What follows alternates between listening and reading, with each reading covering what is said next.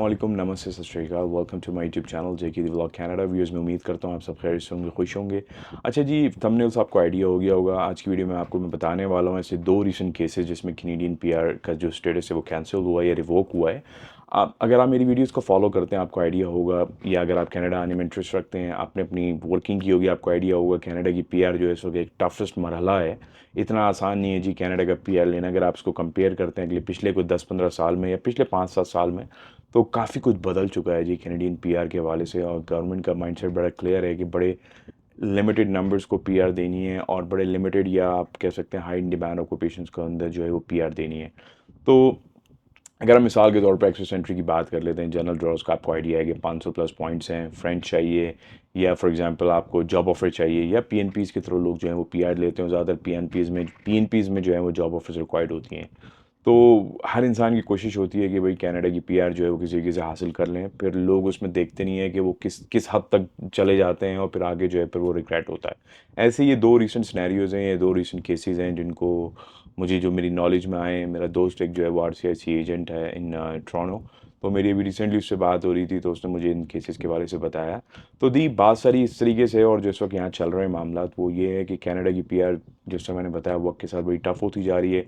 और लोग जो हैं वो कोशिश करते हैं शॉर्टकट्स लेने की, ठीक है ना। फॉर एग्जांपल शॉर्टकट ये हो गया जी कि जॉब ऑफर ले ली, लीमिया ले लिया, राइट। फॉर एग्जांपल ज़्यादातर प्रोविंस, जैसे मैंने बताया, ज़्यादातर प्रोविंस के अंदर जो है वो आपको एक जॉब ऑफर विथ लीमिया चाहिए होती है, एंड देन आगे जो है वो पीआर के चीज़ें जो है काफ़ी इजी हो जाती हैं।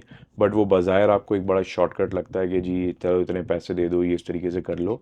बट हमेशा याद रखें कि उसके कॉन्सिक्वेंसेस हो सकते हैं, आपको नहीं पता। अगर आज आप पीआर ले सकते हैं, जिस तरीके से, ये मैं दो केसेस की बात करने वाला हूँ। एक केसेस के अंदर 3 साल के बाद जो है वो बंदा सिटीजनशिप अप्लाई करने वाला था, और उसकी पीआर रिवोक हुई है, ठीक है ना। ये पीआर स्टेटस कैंसिल हुआ है, फिर उसके बाद डिपोर्टेशन। मतलब बड़े बड़े सीवियर कॉन्सिक्वेंसेस हैं। हम जो है बड़ी शॉर्ट टर्म चीज़ों को देखते हैं कि जी चलो भाई ये पीआर का स्टेटस हो जाएगा, बट हम लॉन्ग टर्म में नहीं सोचते कि यार अगर ये फॉर एग्जांपल ये रिव्यू में जाता है कि गवर्नमेंट के ज़ाहिर जितनी भी फेडरल एजेंसीज हैं सबकी जो है वो एक कंप्लाइंस और इंटेग्रिटी का एक डिपार्टमेंट होता है। अगर ईएसडीसी की बात करें, आरसीसी की बात करें, उनका काम यही होता है इस तरीके से फेक फ्रॉडलेंट एक्टिविटीज़ को पकड़ना है, या फेक इमिग्रेशन को रोकना है, या फेक डॉक्यूमेंट्स को जो है वो पकड़ना है, ठीक है जी। अच्छा, तो बात सारी ये जो अभी मामला करंटली चल रहे हैं, इसमें तीन तीन पार्टीज़ इन्वॉल्व होती हैं। एक तो एम्प्लॉयर होता है, एक एजेंट होता है जो यूजली आरसीआईसी एजेंट्स हो गए, या जिस तरीके से आप इंडिया पाकिस्तान की बात कर लें, यहाँ की बात कर लें, यहाँ भी कुछ ऐसे लोग हैं जो इस तरह की गलत नॉन कंप्लाइंस प्रैक्टिसेस में जो है वो इन्वॉल्व हैं। तो इसमें फॉर एग्जांपल कोई एक्स वाई जेड एक राजू बंदा है, वो जाता है किसी एक्स वाई जेड कंसल्टेंट के पास, उसको कहता है कि भाई मेरी पीआर के क्या ऑप्शन है। वो यूजली क्वालिफाई, मतलब उसके पॉइंट्स इतने नहीं बनते कि वो डायरेक्टली जो है उसको एक्सप्रेस एंट्री से इन्विटेशन आ जाए या किसी पीएनपी के थ्रू आ जाए। तो फिर एक्स वाई जेड कंसल्टेंट उससे कहता है जी अच्छा ओके ठीक है, मैं आपको एक जॉब ऑफर का जो है वो एक शॉर्टकट देता हूँ, जुगाड़ देता हूँ। तो इस तरह के जो एजेंट्स होते हैं इनके पास डिफरेंट एम्प्लॉयर्स होते हैं, क्योंकि एम्प्लॉयर्स भी ऑफ कोर्स इन्वॉल्व होते हैं, ठीक है जी।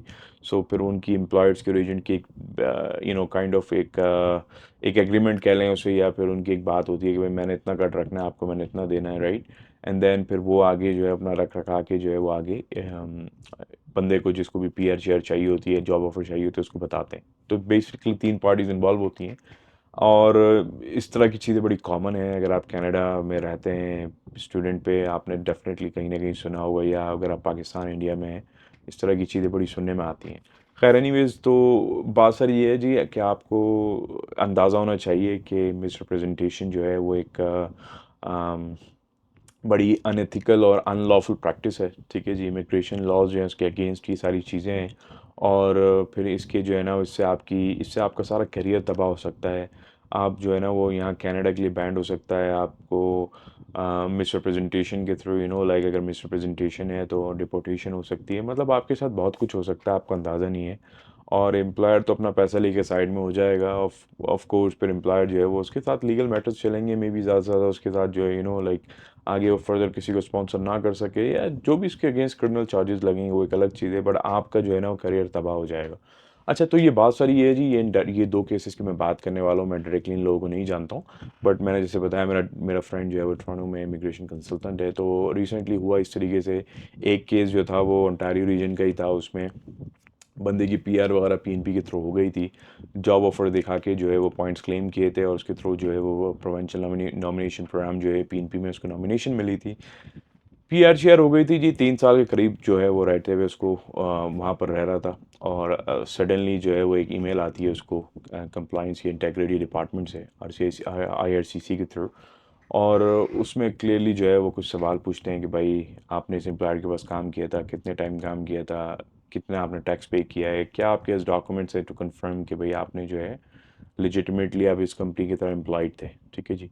तो just to keep it short, बात सारी इस तरीके से, तो एक एक रिव्यू, एक इंटरव्यू उसके साथ लिया गया, फिर एक जो है वो अच्छा एम्प्लॉयर जो है अपना बिजनेस शट कर चुका था। तो आई डोंट नो किसी ने कंप्लेन की, क्योंकि होता जनरली इस तरीके से, या तो आप कोई कंप्लेन करता है आपकी फॉर एग्जांपल, तो ये बड़ी इंपॉर्टेंट एडवाइस है जी, अपनी मामलात किसी के साथ शेयर नहीं करें। आपको नहीं पता कौन आपका दोस्त है, कौन आपका दुश्मन है, और आपको किस तरीके से जो है वो रिपोर्ट किया जा सकता है, क्योंकि यहाँ किसी को रिपोर्ट करना कोई बड़ी चीज़ नहीं है।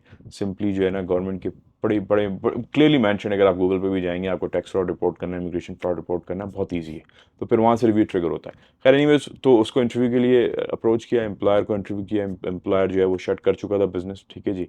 सो इवेंचुअली हुआ इस तरीके से, ना वो सेटिस्फाई कर सका ना एम्प्लॉयर सेटिस्फाई कर सका कि बंदा जो है एम्प्लॉयड था, और इवेंचुअली जो है वो उस बेसिस के ऊपर जो है नॉमिनेशन हुई थी, तो पीआर स्टेटस जो है वो रिवोक हो गया, क्योंकि दोनों के पास ये आंसर्स नहीं थे, कुछ सवाल ऐसे किए थे। मैं मज़ीद तफसील में नहीं जाऊंगा क्योंकि बड़ा क्रिटिकल केस था।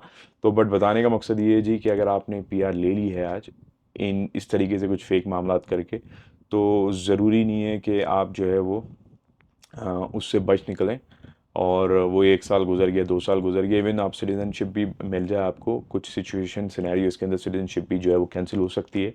तो अगर आपका पीआर स्टेटस कैंसिल होता है और आप सिटीज़न बन चुके हैं, तो ऑफ कोर्स वो आपके सिटीज़नशिप को भी अफेक्ट करेगा।